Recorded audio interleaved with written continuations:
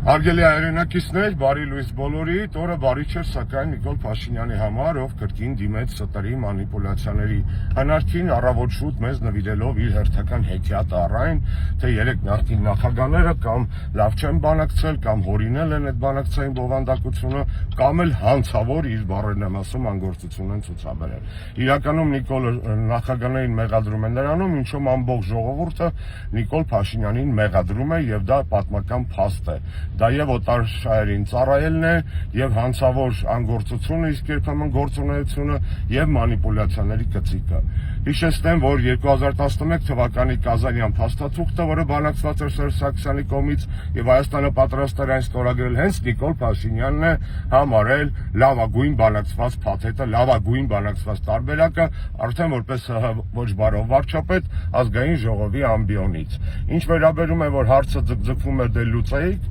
ապա օրինակ բերեմ ձեզ, Իսրայելի այսօրվա վարչապետը կարա ասի 80 տարի հարցը չեք լուծել Պաղեստինի, ես հանձնվում եմ, կամ Կիպրոսի ժողովուրդը կարա ասի, որ 52 տարի է այդ հարցը չի լուծվել, մենք հանձնվում ենք։ Նախագահները լուծում էին այդ հարցը, ուժեղացնելով բանակը եւ Հայաստանի դիրքերը ամրացնելով բանակցային սեղանին, այն ինչ քանդեց հետո Նիկոլ Փաշինյանը։ Չխաբվեք Նիկոլի ստերին, լավ շաբաթ բոլորիս։